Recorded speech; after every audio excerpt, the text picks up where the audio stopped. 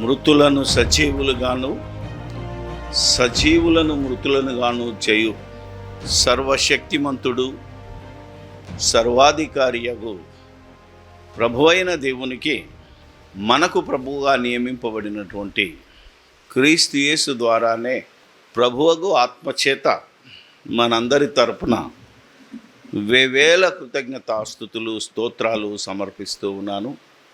యేసుక్రీస్తును ప్రభువని, దేవుని కుమారుడని, ఆయనే మనుషులందరికీ దేవుని యొద్దకు మార్గమని, ఆయన చెప్పింది సత్యమని, ఆ సత్యాన్ని నమ్మిన వారికే నిత్య జీవమని విశ్వసించి ఇక్కడికి వచ్చిన ఈ వాక్యం వింటున్న మీ అందరికీ ప్రభువైన యేసుక్రీస్తు నామములోనే నా వందనాలు, శుభములు తెలియచేస్తూ ఉన్నాను.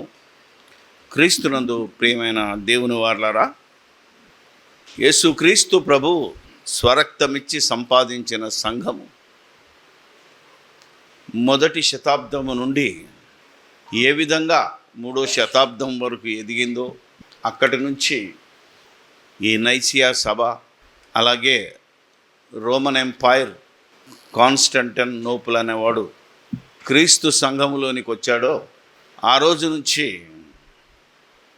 ఈ సంఘము రోజు రోజుకు దిగజారి భ్రష్టత్వంలోనికి వెళ్ళడం చరిత్ర ప్రకారంగా, వాక్య ప్రకారంగా మనం చూడగలుగుతున్నాం. ఎందుకంటే ఆనాడు సువార్త నిమిత్తము, వాక్యములో ఉన్నదాని నిమిత్తము తమ ధన మాన ప్రాణాలను లెక్క చేయకుండా విశ్వాస వీరులై హతసాక్షులు అవ్వడం బైబిల్లో మనం చూస్తున్నాం. హెబ్రీ పత్రిక 11వ అధ్యాయాన్ని చూస్తే ఆ విశ్వాస వీరులు, హతసాక్షుల యొక్క జాబితా మనకు కనబడుతుంది. కానీ ఈనాడు దేవుని కోసం కాక, తమ పేరు ప్రఖ్యాతుల కోసం, టీవీల రేటింగ్స్ పెంచుకోవడం కోసం నానా విధమైన అన్యబోధల చేత త్రిప్పబడి తనకు అప్పగింపబడిన పనిని మాని మనుషుల మెప్పు కోసం పనిచేసి ప్రయత్నించి మరణించిన వారినే ఈరోజు హతసాక్షులు అనే పరిస్థితి దాపురించింది. నేటికి నాటికి ఎన్నటికైనా మనకు అప్పగింపబడిన పని ఏదైతే ఉందో, యూదా పత్రికలో ఉంటుంది. అది 3వ వచనం, పరిశుద్ధులకు ఒక్కసారే అప్పగింపబడిన బోధ నిమిత్తము పోరాడి అవసరమైతే సత్య స్థాపన కోసం ఎవరైతే చనిపోతారో లేదా చంపబడతారో వారు మాత్రమే హతసాక్షులు. ఎందుకంటే బైబిల్లో నుంచి పక్కకి వెళ్ళకుండా జాగ్రత్తగా వినండి. నీకు అప్పగింపబడిన పనిని తూచా తప్పకుండా ఆత్మీయంగా, అక్షరార్థంగా పని చేయాలి మనం. ఈరోజు ఆ పని చేయడం చాతగాక భిన్నమైన సువార్త ప్రకటించి ఆ సువార్త వలన అనేకుల చేత బెదిరింపబడిన అనేక మంది సేవకులు నేడు చావంటే భయపడి ఒక వ్యక్తి మరణం మీద, అతని శవం మీద పేలాలు ఏరుకుంటారనే సామెతను బట్టి ఈ మధ్యనే చనిపోయిన ఒక వ్యక్తి మరణాన్ని మహాభయంకరంగా ఇప్పటి వరకు కూడా వీడియోలు చూస్తే, ఫేస్బుక్ కానీ వాట్సాప్ చూస్తే ఇంకా తేలని సమస్య, తేలదు కూడా. కానీ దానివల్ల భయపడే సేవకులు ఎక్కువైపోయారు. అది ఈరోజు మనం ఆలోచించవలసిన విషయం. ఎందుకంటే క్రైస్తవుడు క్రీస్తు యేసులోనికి, క్రీస్తుకు సాక్షిగా బ్రతకడానికి వచ్చిన వాడు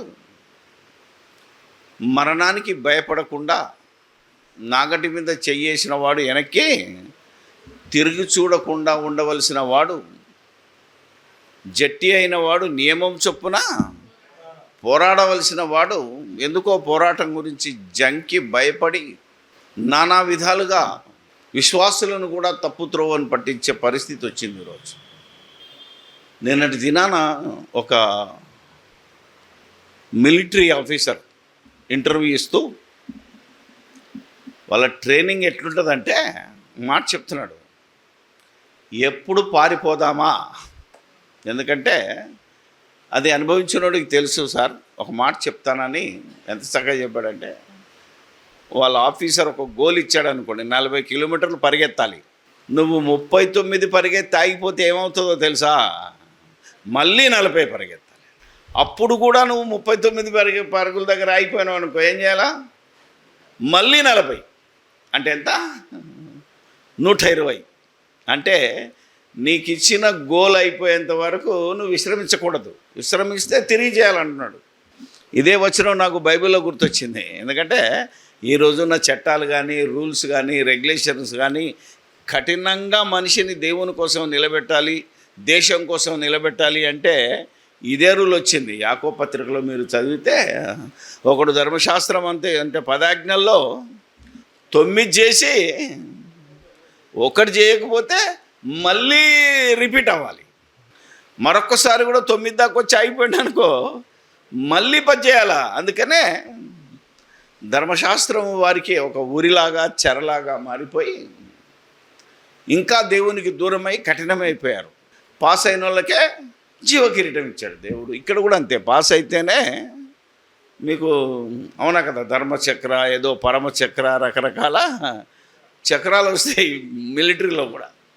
సో అతను చెప్తున్నాడు, మేము అందులో అడుగు పెట్టామంటే చావుకు భయపడేది లేదు. గోల్ ఏంటిది, టార్గెట్ ఏంటిది, నా ఆఫీసర్ నాకేం చెప్పాడు, నా మెదడు పనిచేయకూడదు అన్నాడు.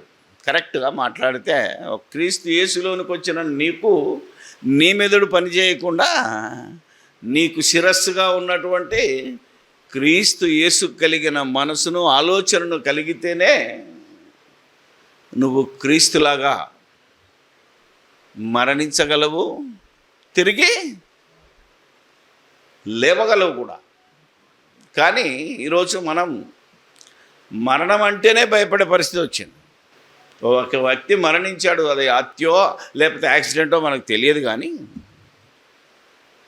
ఈరోజు సేవకులు ఓకే, ఏ కంట్రీ అయినా, నీకు క్రైస్తవుడు కనుక స్వతంత్రుడవైనా, దేవుడు నీకు తోడుగా ఉన్నా, నువ్వే దేశంలో ఉన్నావో ఆ దేశ చట్టానికి ఖచ్చితంగా లోబడాలి. ఎవడి చేతిలో చట్టం ఉందో ఆడేమైనా చేయగలడనేది మనకు చరిత్ర చెప్పిన సాక్ష్యం, అలాగే బైబిల్ ఇచ్చిన సాక్ష్యం. బైబిల్ ఇచ్చిన సాక్ష్యాన్ని ఆల్రెడీ మీకు ఇండిపెండెంట్గా చెప్పాను, గ్రూప్గా చెప్పాను, మరొకసారి చెప్తున్నాను. ఈరోజు సేవకులు అనబడిన వారు మమ్మల్ని ఎవడు చంపుతాడో అని భయపడుతున్నవాడు ఈ విషయాన్ని జ్ఞాపకం చేసుకోలేవు. చావంటే భయం ఎవడికంటే తప్పు చేసినోడికి, అవునా కాదా, లేదా తప్పుడు సువార్తను ప్రకటించిన వాడికి. ఉదాహరణ చెప్తాను మీకు, బైబిల్లోనే ఉదాహరణ కొంచెం చెప్పాను ఇంతకుముందు, మళ్ళీ చెప్తాను. బాప్తిసం ఇచ్చి యోహాను ప్రవచన పుత్రుడు. ఆయన యేసుక్రీస్తు మార్గానికి సరళం చేయడానికి వచ్చాడు. అంటే దేవుని మార్గమైన యేసుక్రీస్తుకు మార్గాన్ని సరళం చేయడానికి వచ్చాడు. ఎంత కఠినంగా, ఎంత ఖచ్చితంగా ఉన్నాడు. ఆయన ఎలాంటోడంటే, ఆయన కడుపులో, అమ్మ కడుపులో ఉన్నప్పుడే మరియమ్మ గర్భవతి అయి ఎలిజబెత్ అమ్మ దగ్గరికి వెళ్ళినప్పుడు ఏం చేశాడు, ఈయన గంతులు వేశాడు. ఆమె కడుపులో ఉన్న నా పిండము గంతులు వేస్తుంది అని ఎలిజబెత్ అమ్మ కీర్తన రాసి.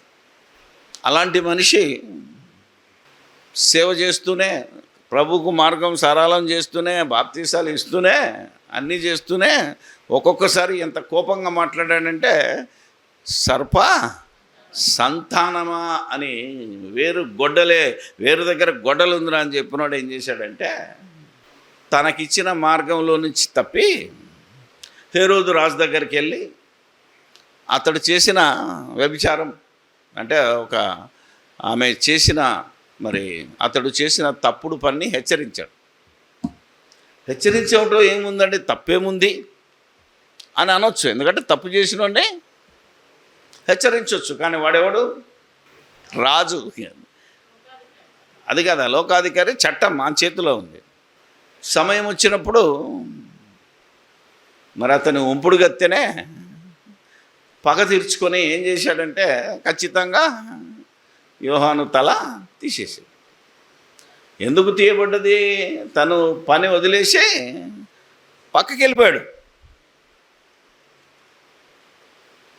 అలాంటి అయినా మరొకసారి చవక ముందే చెప్తాను మీకు. 11వ అధ్యాయంలో ఉంటుంది మత్తయిలో.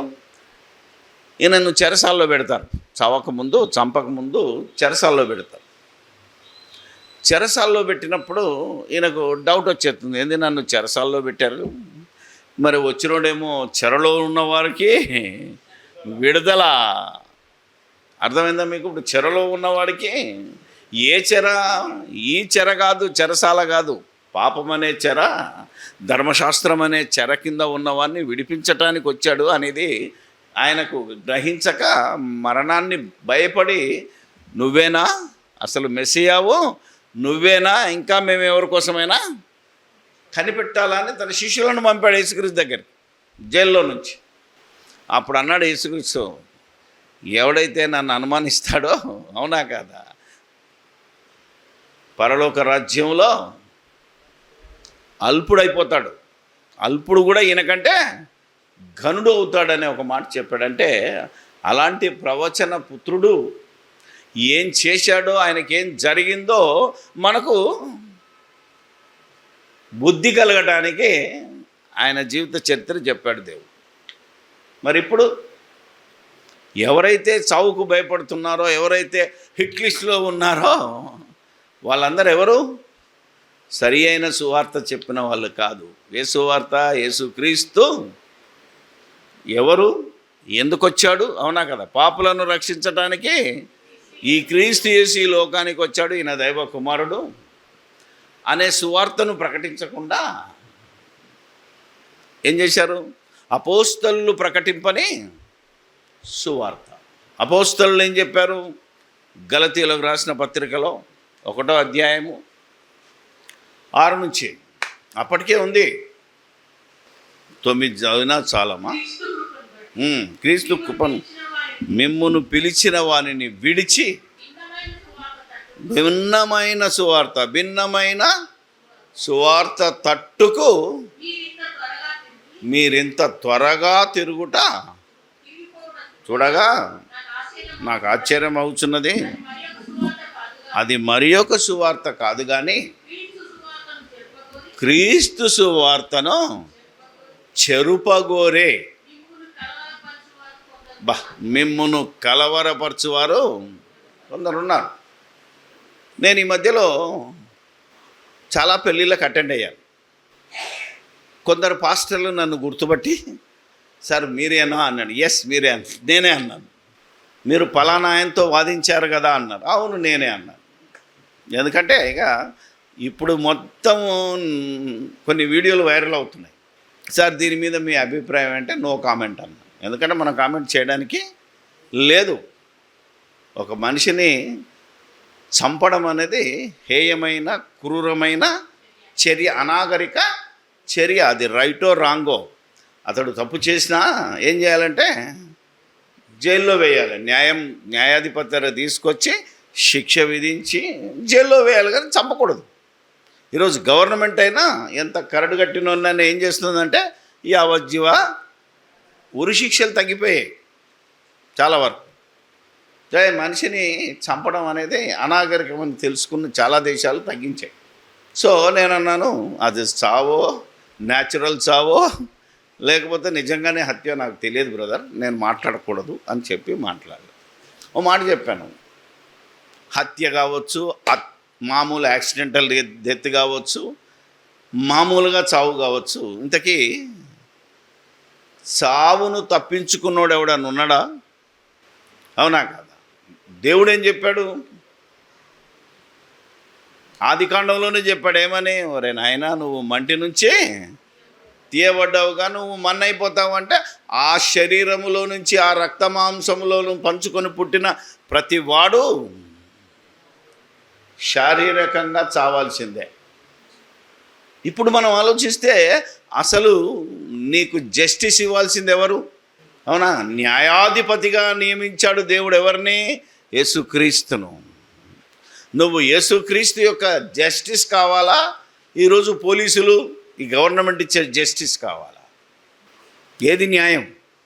నాకు అనిపించింది పరిశుద్ధులకు ఒక్కసారే అప్పగింపబడిన బోధ నిమిత్తం పోరాడుతున్నాను. బోధ కలుషితం అయిపోయింది. ఆ బోధ వల్ల మనిషి యొక్క విశ్వాసము కలుషితం అయిపోతుంది. మనిషి ఈరోజు చావంటేనే భయపడే స్థితికి వచ్చాడు. బయటికి వెళ్తే ఎవడు చంపుతాడో. అవునా కదా? మీరే అన్నారు కదా నన్ను, అన్న మీరు ఒక్కరు వెళ్ళొద్దు. ఇక్కడ ఉన్న వాళ్ళు అన్నలు ఏమన్నారు? నన్నే భయపెట్టారు. అర్థం చేసుకోండి మీరు. అంటే ఆ మరణం తర్వాత ప్రతి విశ్వాసిలో ఏమొచ్చిందంటే మరణ భయం వచ్చేసింది. పాస్టర్లు ఒక్కరు బయటికి వెళ్ళకూడదు. ఎందుకు? బయట కూడా చంపుతున్నాడట. నేను అన్నాను చంపితే లాభమే కదా, నష్టమేముంది? అవునా కదా? నేను హ్యాపీగా చచ్చిపోతాను. ఈరోజు కనుక మనం ఆలోచన చేస్తే, మొన్నేదో చూశాను, చిన్న చిన్న లీడర్స్ కూడా ఏంటిది అది జెడ్ కేటగిరీ భద్రత అడుగుతుంటే ఒక ఆయన అంటున్నాడు, నీకెందుకు భద్రత అంటే, నాకు భయం ఉంది. నువ్వు నిజమైన స్వచ్ఛమైన నాయకుడు అయితే ఎవడు చంపడు అంటే, నువ్వు మాత్రం భయపడుతున్నావంటే నువ్వు చాలా తప్పులు చేశావు. ఒక రాజకీయ నాయకుని మాట ఇది. రాజకీయం కూడా అలాగే ఉంది. అదంటే పోనీయండి, దైవ సేవ, దేవుని సేవకు వచ్చినప్పుడు ఏదైనా ఎదుర్కోవాలి కదా. ఇప్పుడు ఒక మాట చెప్పాడు యేసుప్రభు బ్రతుకున్నప్పుడు యోహాను సువార్తలో, మిమ్మును చంపు ప్రతివాడు తాను దేవునికి సేవ చేస్తున్నాను అనే భ్రమలో ఉన్నాడు రా బాబు అన్నాడు. అంటే నీ జాతి వాడైనా చంపొచ్చు, నీకు వ్యతిరేకైనా చంపొచ్చు, చావడం మాత్రం ఖాయం. బైబిల్ ఏం చెప్తుంది? మరణము చూడకుండా బ్రతుకో ఉందా లేదా? కీర్తనల గ్రంథం. ఈ వచనానికి విరుద్ధంగా ఈరోజు బోధకులే ఆనోకు చచ్చిపోలేదు, ఏలియా చచ్చిపోలేదు అంటారు. ఏం చేద్దాం మనం? 48:89 మరణము చూడక బ్రతుకో నరుడెవడు పాతాళము యొక్క వశము కాకుండా తన్ను తాను. అంటే చచ్చిపోయిన వెంటనే ఎవడు పరలోకానికి పోడు.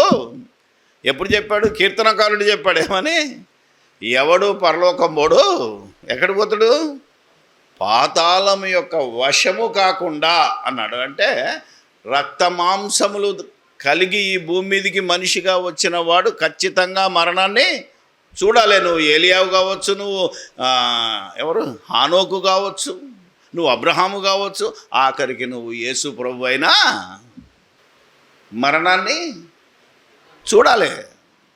ఎందుకంటే మంటిలో నుండి తీయబడ్డ ఈ దేహము, రక్త మాంసములు కలిగిన మనిషి ఎవరైనా చావాలి. అందుకే అన్న ప్రార్థనలో కూడా ఏమన్నదంటే, మృతులను సజీవులుగాను సజీవులను మృతులుగాను చేయువాడు యెహోవాయే, పాతాళమునకు పంపుచు అందులో నుండి రప్పించువాడు. ఎక్కడ చూసినా ఇదే మాట ఉంటుంది. అంటే ఖచ్చితంగా నువ్వు పాతాళం వశం కావాలి. పాత నిబంధన ఇది. దేవుని యందు నిరీక్షణ కలిగినోడు కూడా ధర్మశాస్త్రాన్ని నువ్వు చక్కగా పాటించినా, దేవుని యందు భయభక్తులు కలిగి ఉన్నా, నువ్వు మరణించగానే ఎక్కడికి వెళ్ళాలి?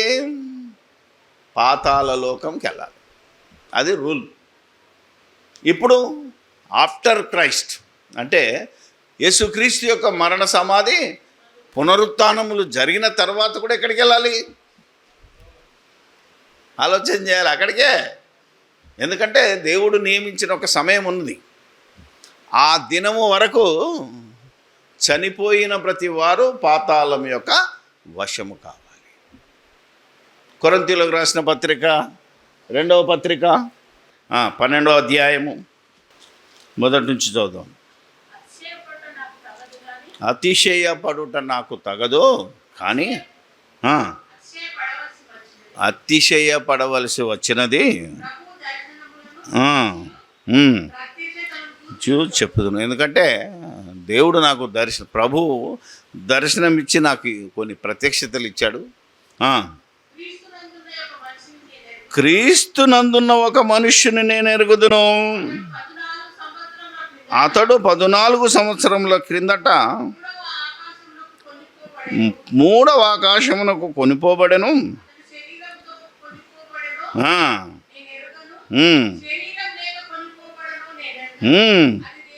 తెలియను.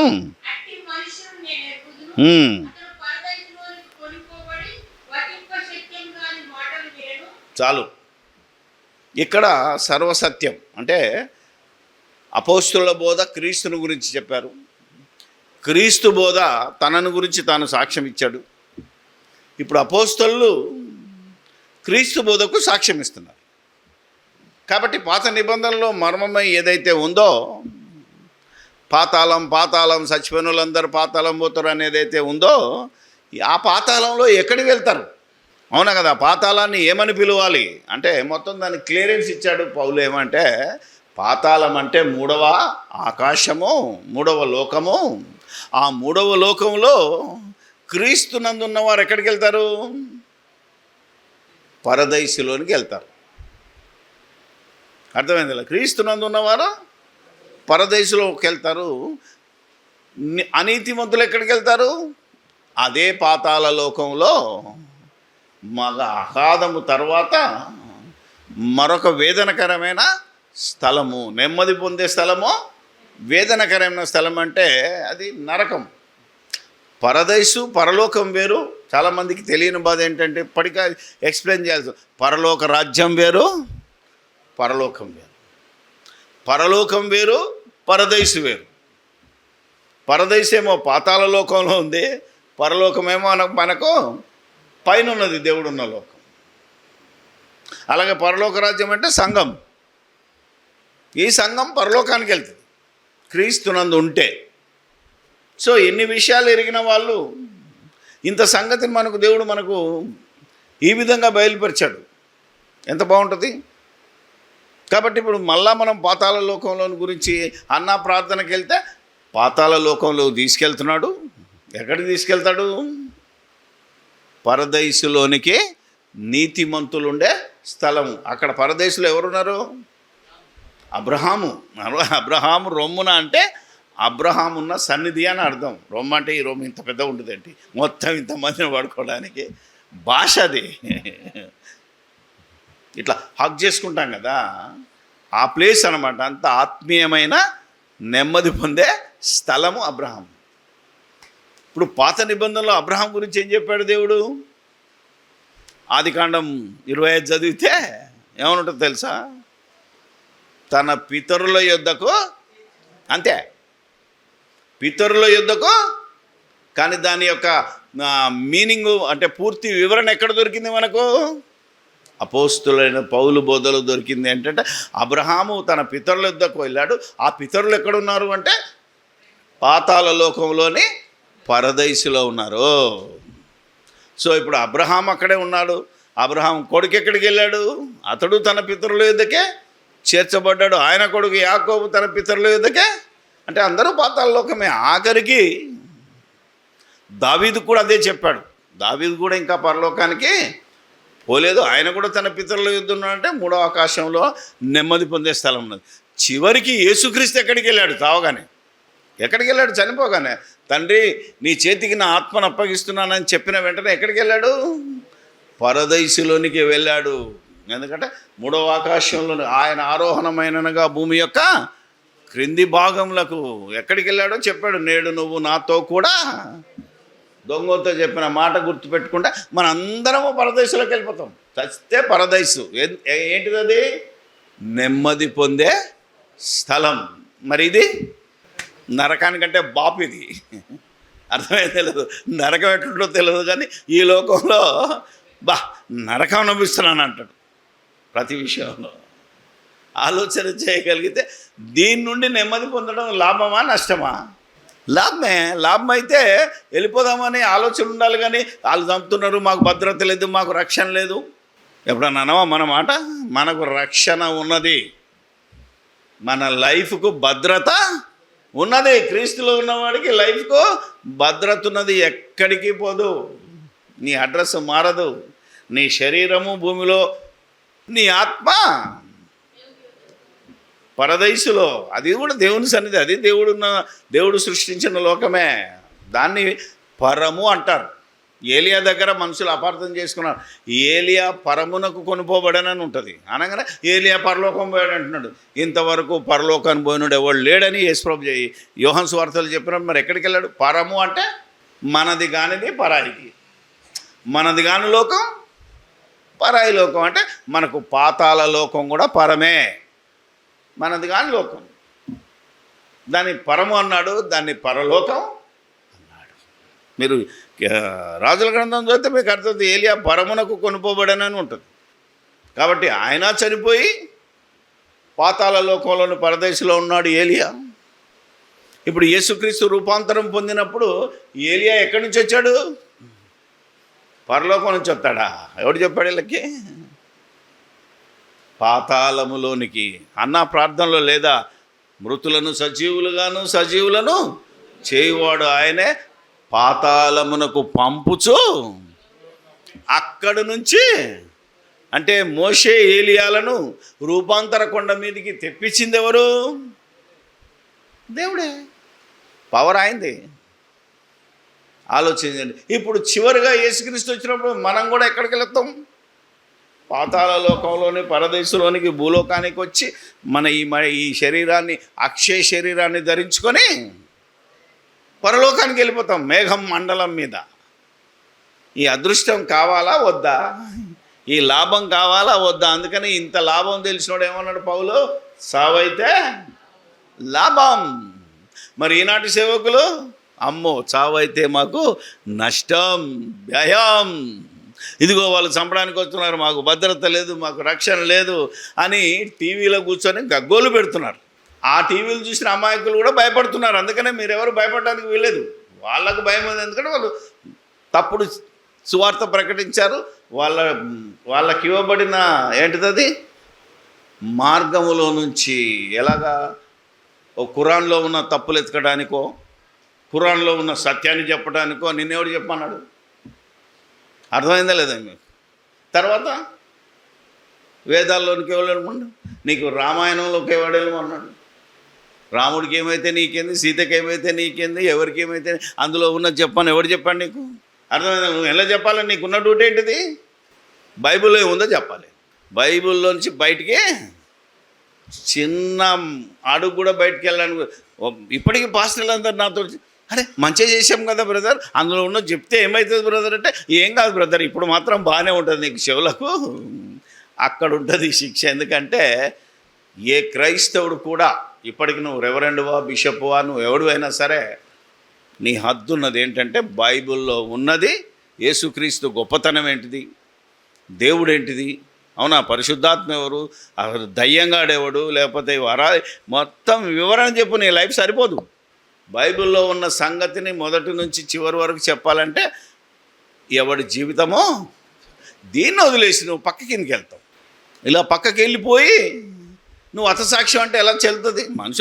మనుషులు అనొచ్చు, కానీ దేవుడు ఒప్పుకోడే. ఎప్పుడైతే బైబిల్ దాటి బయటికి వెళ్ళావో అతడు ఏమవుతాడు? శాపగ్రస్తుడు.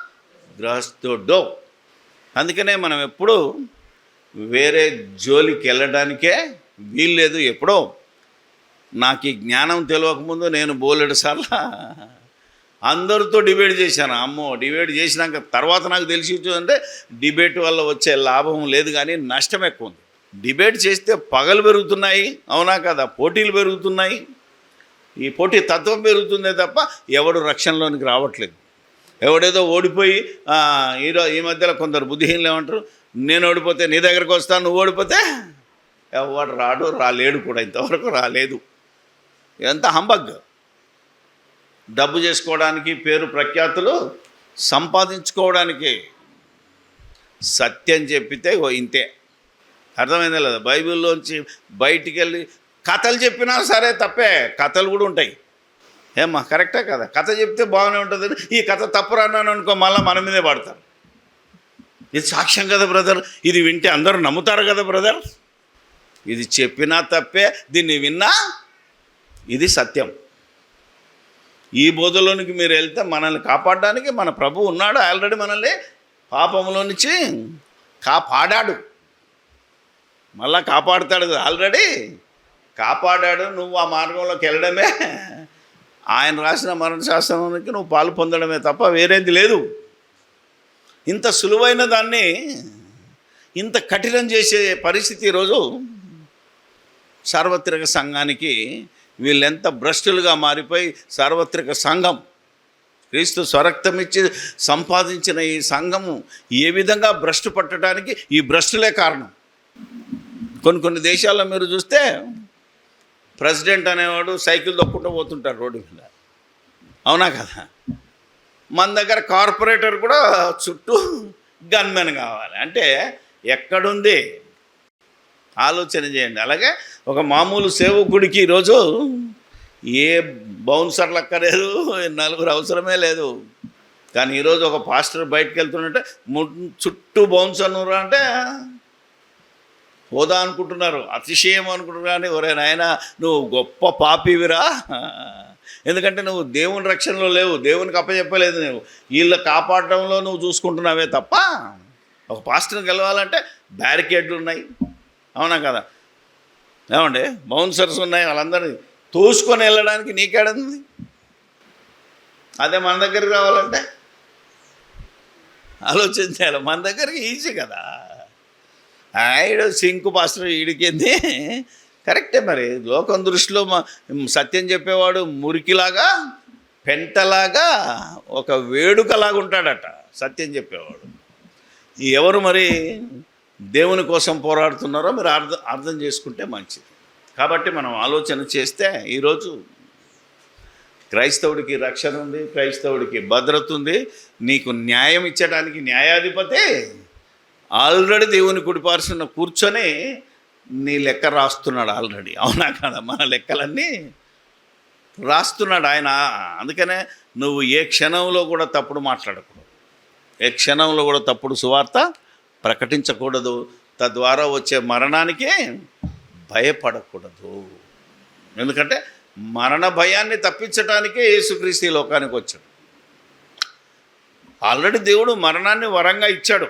అరే, నువ్వు మట్టిలోంచి తీయబడ్డావు, నువ్వు తిరిగి మట్టికి చేరుకుంటావు, అది శాపం కాదు, నువ్వు నా దగ్గరికి అది రావాలని దేవుడు నిర్ణయించాడు. మనిషి తిరిగి రావాలి దేవుని దగ్గరికి అని జగత్తు పునాది నిర్ణయించాడు. కనుక దానివల్ల వచ్చే భయం. అయితే మధ్యలో సాతాను వచ్చి అదిగో భయం పెట్టేశాడు. మీరు చావనే చావరు, సస్తే ఎలా ఉంటుందంటే ఆ రోజు నుంచి ఈ రోజు వరకు మనిషికి ఏం పుట్టింది?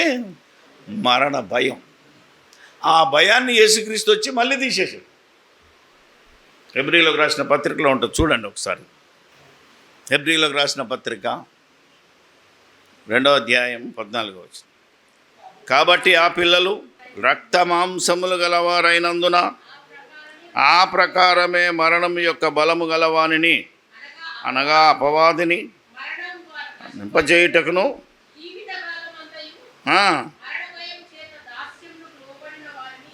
విడిపించుటకును ఆయన, అంటే యేసు ప్రభు కూడా పాలివాడయను.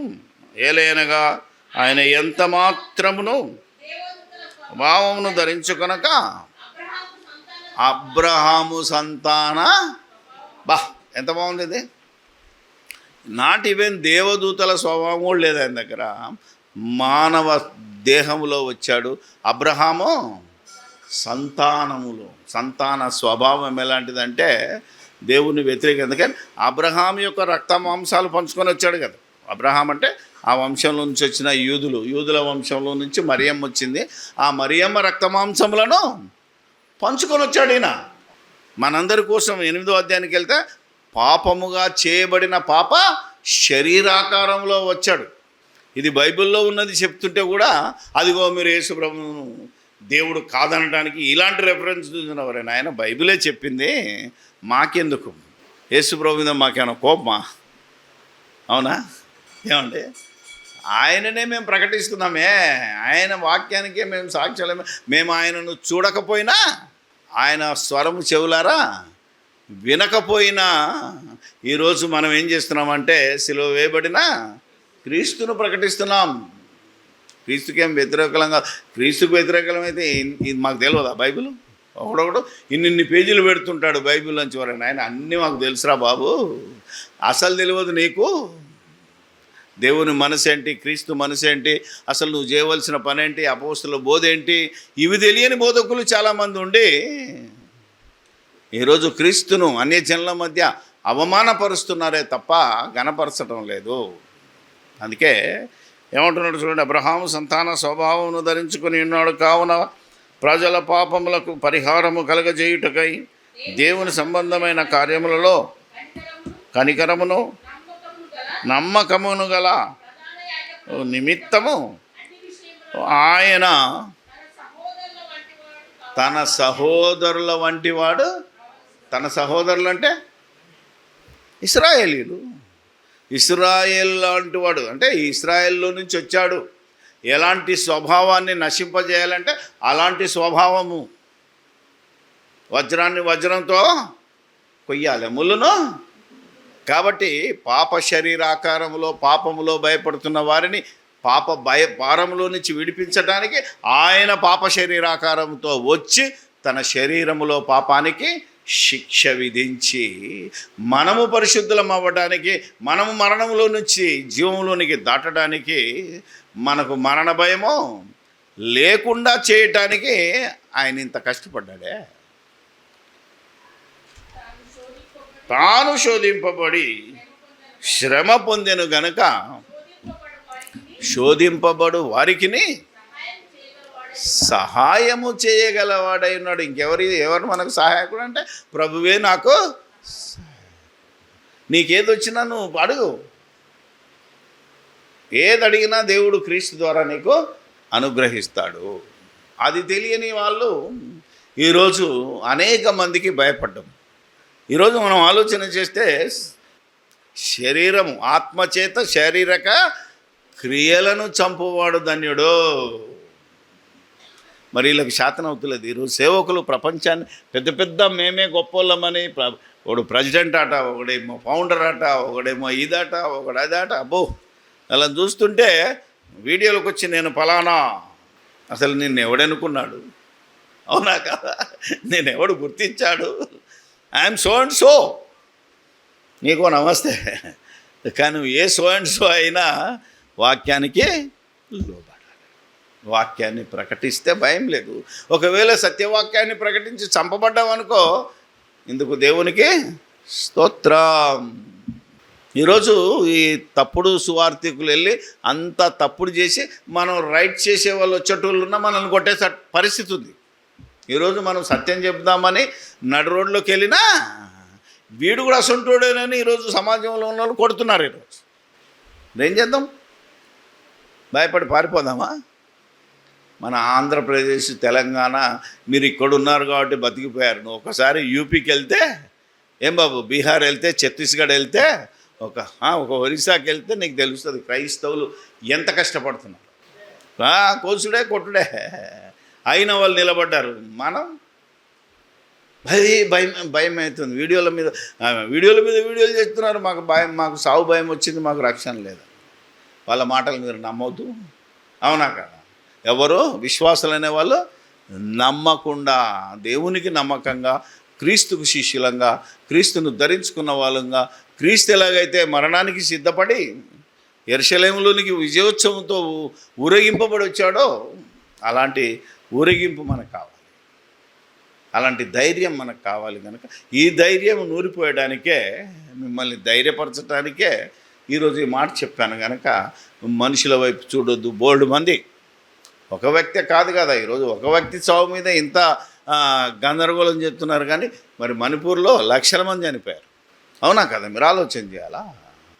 కాబట్టి క్రీస్తునందు ప్రేమైన వారలారా, మనం ఈరోజు మరణానికి భయపడుతున్న సేవకుల వైపు కాక మరణానికి భయపడకుండా హతసాక్షులైన విశ్వాస వీరులు బైబిల్లో ఉన్నారు. వాళ్ళ వైపు చూస్తూ వాళ్ళకు నాయకుడు సేనాధిపతి ఎవరు? విశ్వాసమునకు కర్త. కర్త అంటే కింద ఫుట్ నోట్ ఉంటుంది. సేనాధిపతి అంటే విశ్వాసులందరికీ కమాండర్ ఎవరయ్యా అంటే యేసు ప్రభు ఉంటుంది. చూడండి ఒకసారి, హెబ్రీ 12లో ఉంటుంది, కింద ఫుట్ నోట్లో ఉంటుంది. 12వ అధ్యాయం 2వ వచనం ఉంటుంది, విశ్వాసమునకు కర్తయు అని ఒక ఫుట్ నోట్ ఇచ్చి కింద ఏమని ఉంటుంది? సేనాధిపతి. అంటే మన ముందే సేనాధిపతి నడుస్తున్నాడు, మీకెందుకురా భయం, మనకెందుకు భయం? అవునా కదా?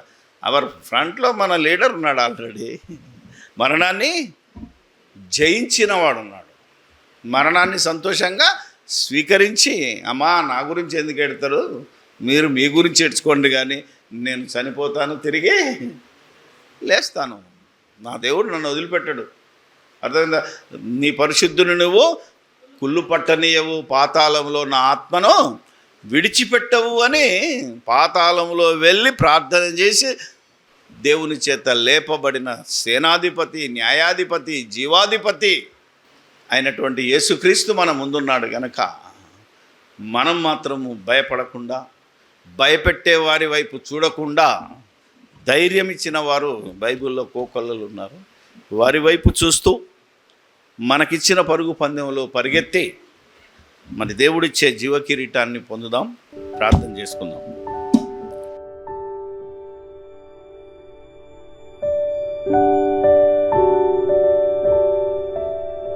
పరిశుద్ధుడు, పరిశుద్ధుడు, పరిశుద్ధుడు అని పరమందు దూతల చేత, ఇహమందు మానవాళి చేత, సర్వవేళలా సర్వ వ్యవస్థలలో దేవా నానా విధములైన సమయాలలో పూజింపబడుతూ ఆరాధింపబడుతున్నటువంటి సర్వేశ్వరుడు అయిన మా కన్న తండ్రి, మీకు స్తోత్రాలు చెల్లిస్తూ ఉన్నాం. ఈ శరీరంలో ఉన్న మేము ఎన్నో శోధనలు పడుతున్నాం, కష్టాలు పడుతున్నాం.